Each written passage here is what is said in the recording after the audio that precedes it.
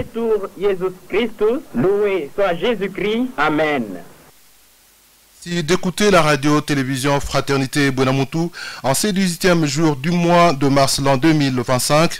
Il est 7h45 en Bujimaï, c'est la même heure à Goma et à Bukavu, et c'est bien l'heure de vous informer. Voici la première édition d'information, dont voici les titres. RPF. Guerre d'agression et ces négociations directes prévues ce mardi à Luanda. Les rebelles du M23 font marche en arrière.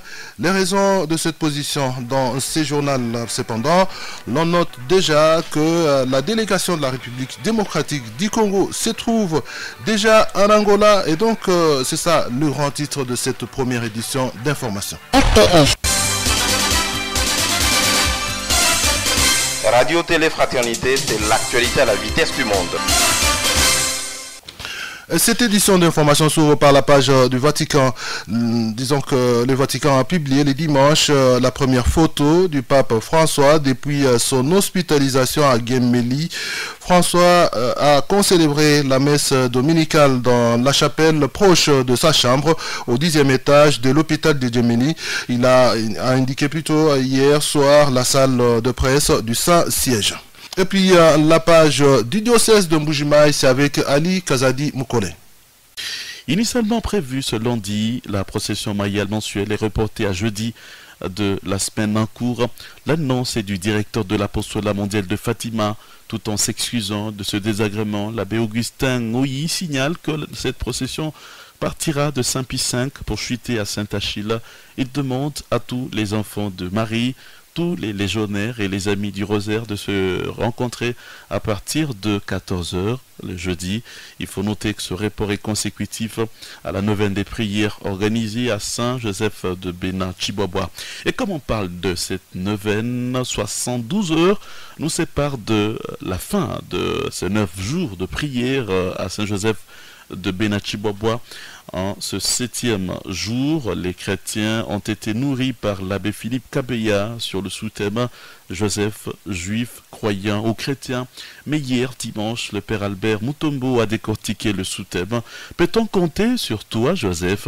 Il a appelé les chrétiens à n'espérer que dans la bonne éducation de l'enfant et la prière, placée sous le thème général Saint Joseph, un saint terrible mais silencieux. Cette neuvaine vise à préparer les chrétiens à fêter ce mercredi leur saint patron. Sa clôture intervient le mercredi dans une célébration eucharistique, mais demain mardi, il est prévu une veillée à cette occasion donc.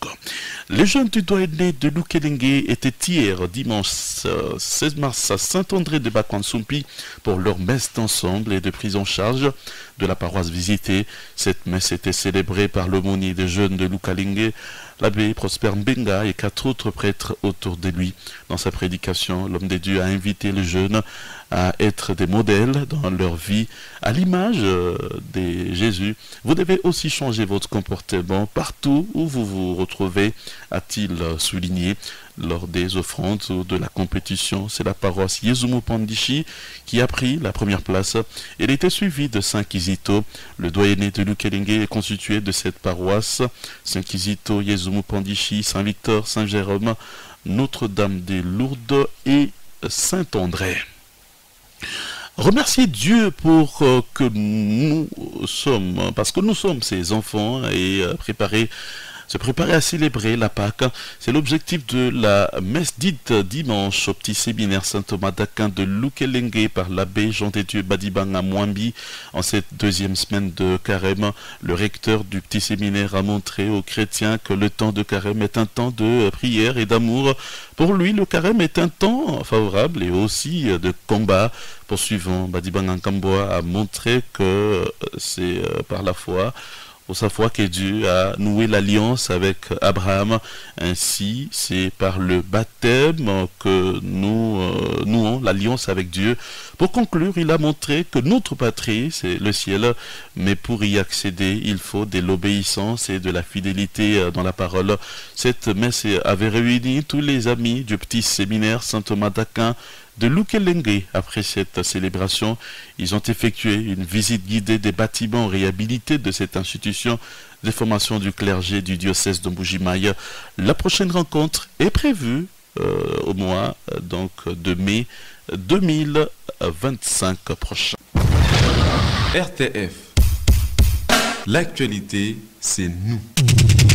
Page provinciale à présent. Il n'y a pas de faveur à donner aux femmes au nom de la parité. Elles doivent plutôt s'inscrire à l'école de l'excellence et de la méritocratie. Un conseil d'une femme à l'occasion du mois dédié aux femmes ici chez nous en République démocratique du Congo. Chef des divisions de la gestion budgétaire et suivi et puis services généraux à la direction générale des impôts du Kasaï oriental. Enseignante à l'ISP Mbuji-Mayi et présidente de Maman catholique au diocèse de Mbuji-Mayi, Claudine Ngandou pense que la femme en milieu professionnel doit être partisane du travail bien fait et chercher l'excellence pour avoir la promotion. L'égalité des droits des chances à la direction provinciale des impôts est une réalité. Moi, c'est de la DGI. Chez nous, ici, c'est vraiment une réalité. Moi qui vous parle, je n'ai jamais mené une démarche quelconque pour obtenir une promotion. Le secret, c'est quoi? Le secret, c'est le travail bien fait et la recherche de l'excellence. Je suis dans une régie financière où il y a trop de travail, trop de pression. Mais les bons travailleurs, ceux qui donnent un bon rendement, sont toujours valorisés d'une manière ou d'une autre. Donc, en tant que femme, je suis dans une compétition avec les hommes. Il n'y a pas de faveur à donner aux mamans au nom de la parité. Il faut d'abord se retrouver dans l'école de l'excellence. Il faut se retrouver dans l'école de la méritocratie et alors vous pouvez bien revendiquer vos droits. Dans un monde où l'on continue à considérer que le travail est l'apanage de l'homme seulement, Claudine Ngandou appelle les femmes à se battre et à travailler car, rappelle-t-elle, nos grands-mères, arrière-grands-mères ont travaillé. Nous devons nous battre. Même nos grands-mères, nos arrière-grands-mères, elles produisaient. Elles étaient tout le temps dans les champs. Mais pourquoi ne pas travailler? Mais pourquoi attendre tout du mari? Mais pourquoi? Actuellement, le monde évolue dans le sens d'égalité des chances, des droits d'égalité, des avantages, égalité d'opportunités. Mais nous devons être à la hauteur. Nous devons travailler dans la méritocratie, dans le dévouement et dans l'engagement. Mais nous ne pouvons pas négliger la maternité, car la maternité est un rôle naturel qui vient de Dieu et le travail est un rôle social et ça entre dans le rôle du genre. Et c'est pour cela qu'on dit le travail assure l'indépendance et il n'y a pas de sous-métier, il n'y a que des sous-gens. Claudine Ngandou est à suivre dans notre page magazine ce mardi 18 mars 2025 à 14h lors de la tranche intitulée Femmes du jour. Et puis parlons maintenant des travaux de réhabilitation ou de construction de la route nationale numéro 1 sur le tronçon compris entre Katende et Kabeya-Kamanga. Donc ces travaux qui évoluent très vite.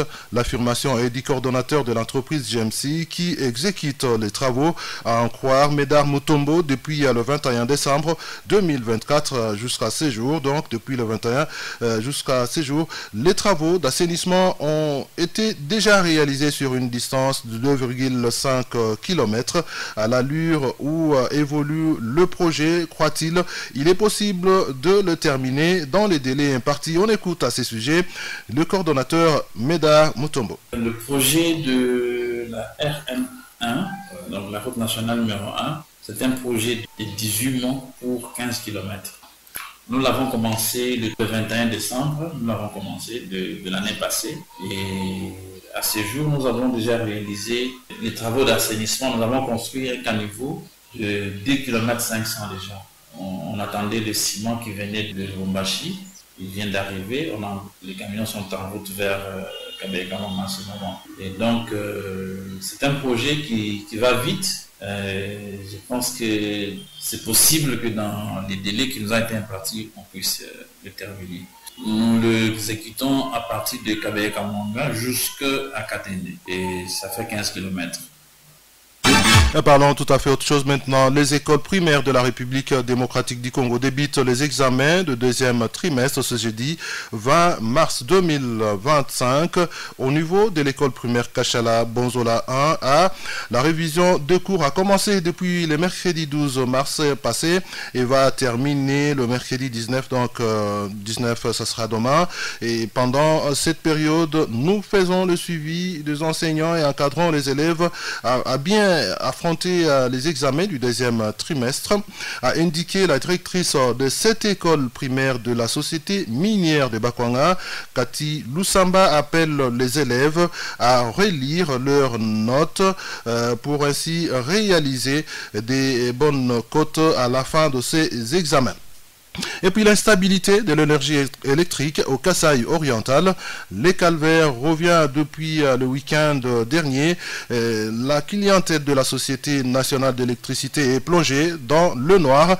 Les sources proches de l'ASNEL indiquent cette situation est plutôt liée au mécontentement des travailleurs de la SACIM qui procéderaient à la coupure du courant depuis la centrale de Toubi-Toubidi des suites de leur impayement il y a une année révolue. Et pour sa part, la société civile Force Vive, section territoriale de Miabi, plaide pour la réhabilitation rapide du courant afin de permettre aux petits commerçants qui en vivent localement de bien travailler. Son président demande aux responsables de la société SNEL donc de séparer la ligne SACIM d'autres clients de peur que tout arrêt des travaux à la SACIM ne pèse sur les non impliqués dans ces dossiers. Placide Lufulabo est sur des propos recueillis par Emmanuel Nkalenda.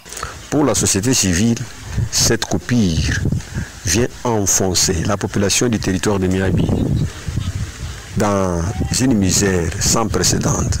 Parce que cette population vit au quotidien et il y a des petits commerçants qui se débrouillent au moyen de ces courants.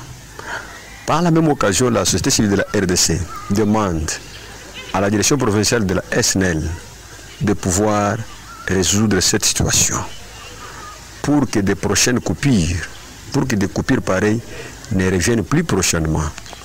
Nous disons la population a droit à l'électricité.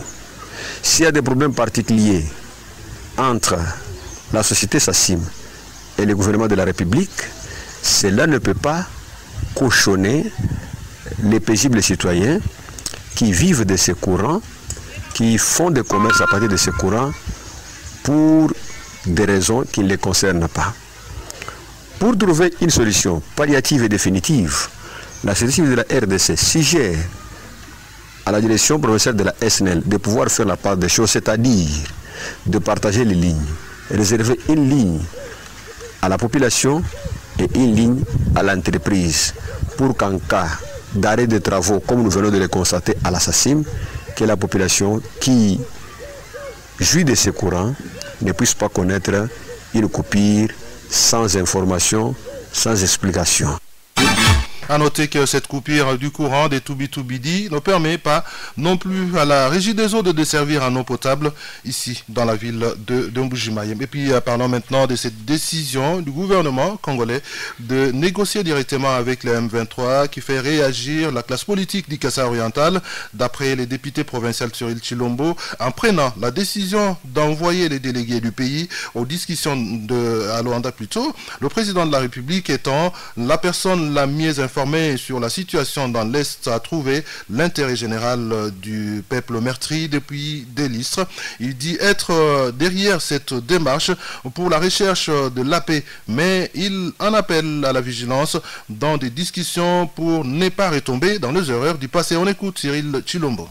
Vous le savez, le président de la République, Félix-Antoine Tshisekedi Tshilombo, c'est le numéro 1 de ce grand pays qui est convoité presque par tout le monde. Et je vous dirais aussi qu'il est le mieux informé de la situation qui se passe à l'Est de temps en temps. Donc prendre aussi la décision d'envoyer nos délégués à ces négociations, à ces pourparlers, il n'y a que lui qui a trouvé de l'intérêt général de cette population congolaise qui a longtemps souffert avec des massacres, avec des tueries. Et s'il faut qu'on trouve la paix paix, je pense que ce n'est pas un péché. C'est pour vous dire que nous sommes derrière cette situation, mais nous resterons aussi toujours vigilants à chaque fois qu'il y a de telles rencontres, qu'on puisse toujours savoir les tenants et les aboutissants. Sinon, nous allons faire un pas en arrière. C'est pour cela que nous exhortons toute la population d'être calme. Il n'y a que le président lui-même qui a le dernier mot, comme le garant de bon fonctionnement des institutions de cette République. Il a pris la décision. En tout cas, nous attendons de très bonnes résolutions et que ces résolutions vont enchanter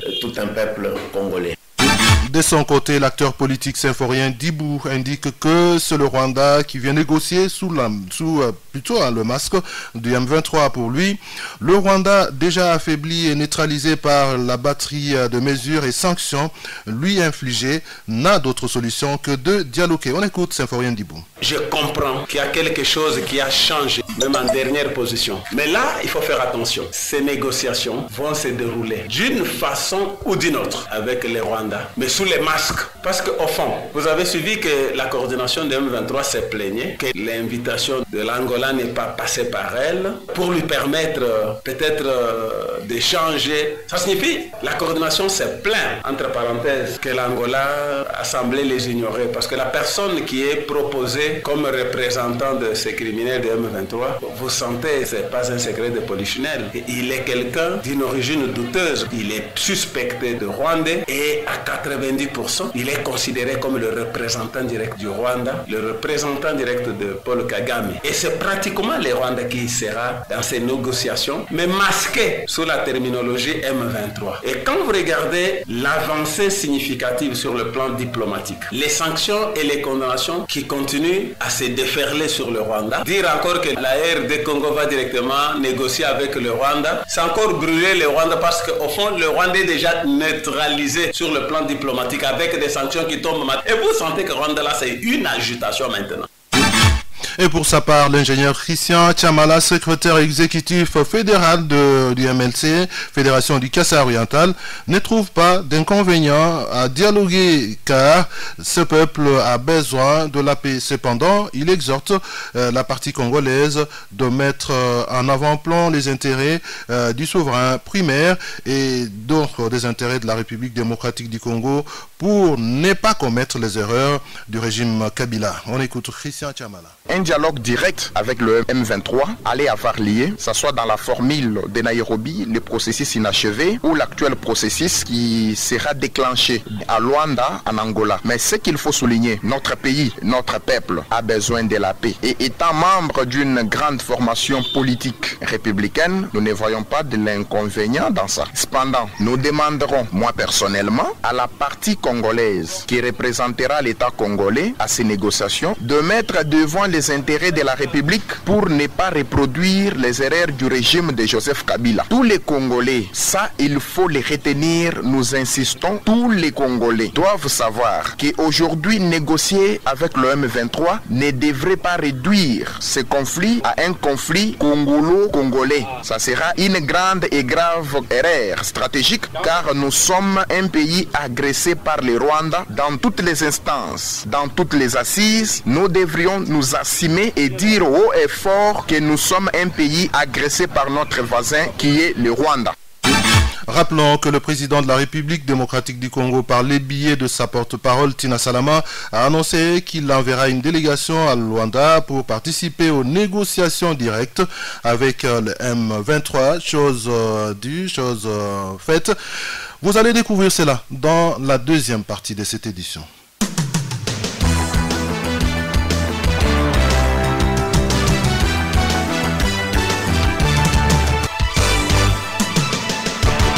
Et parce qu'on en parlait tout à l'heure, l'Est de la République démocratique du Congo, malgré les refus des rebelles du M23, la présidence angolaise annonce la présence de la délégation de Kinshasa à Luanda, où des négociations de paix vont débuter ce mardi 18 mars 2025 entre le gouvernement de la République démocratique du Congo et les rebelles du M23 pour mettre un terme à ces conflits à la base de la détérioration de la situation sécuritaire à l'est de la République démocratique du Congo. Alors si la participation de Kinshasa était encore incertaine, suite à ses multiples refus de dialoguer directement avec les rebelles soutenus par le Rwanda.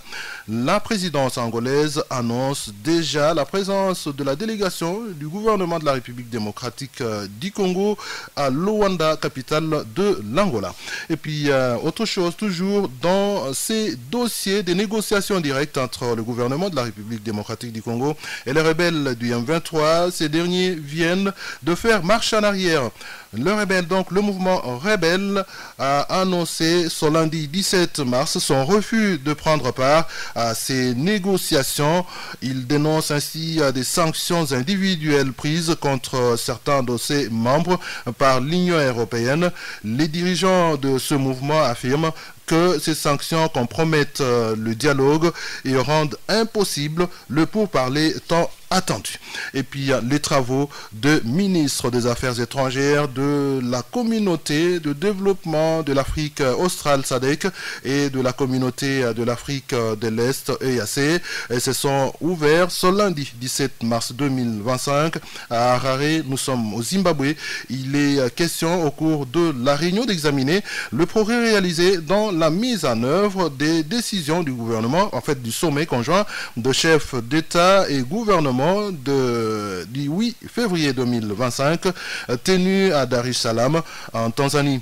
Le rapport de la réunion conjointe de chefs d'état-major de la défense sur la situation sécuritaire dans l'Est de la République démocratique du Congo sera également évoqué. Et puis parlons aussi de ces face-à-face. C'était donc les dimanches entre Johnny Jackson, envoyé spécial de Donald Trump, et Félix-Antoine Tshisekedi, président de la République démocratique du Congo.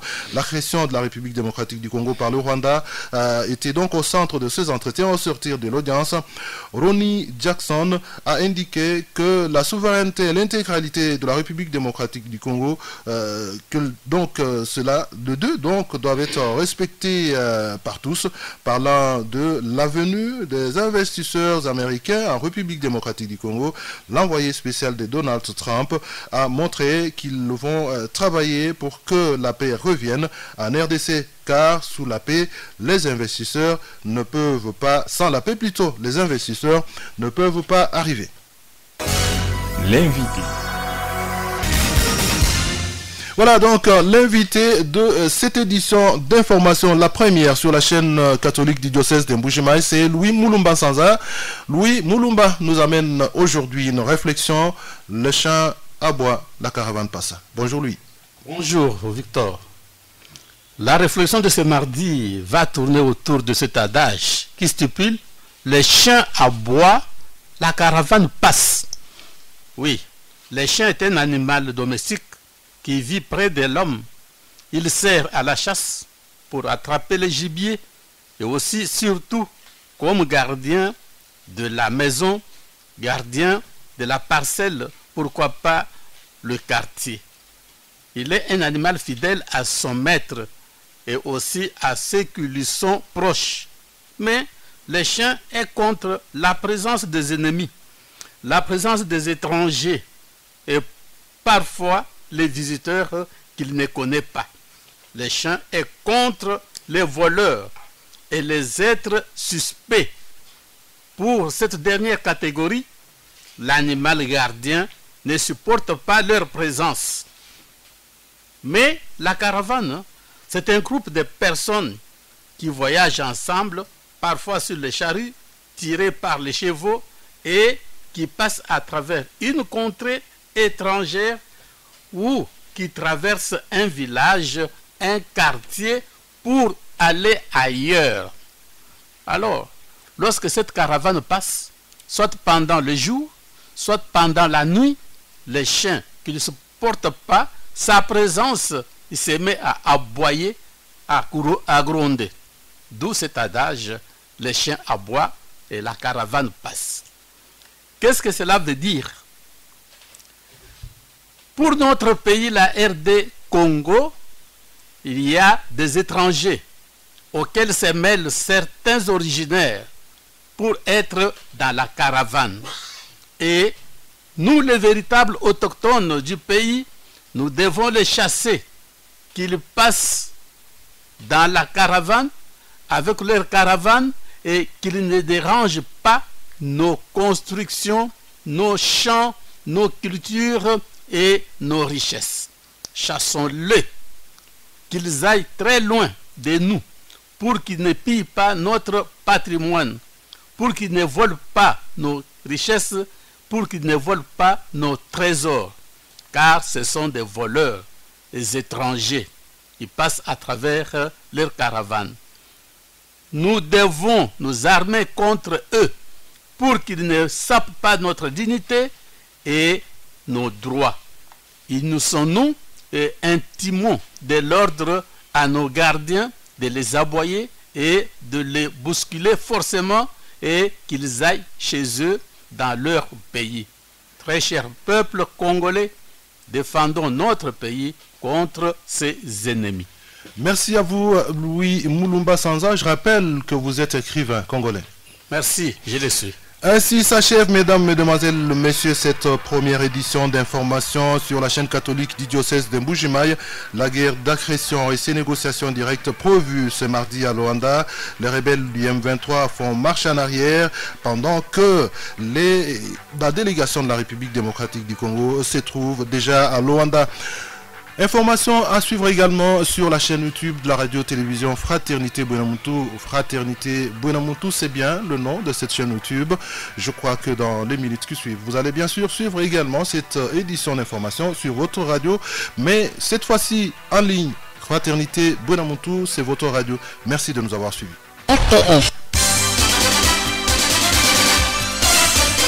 Radio Télé Fraternité, c'est l'actualité à la vitesse du monde.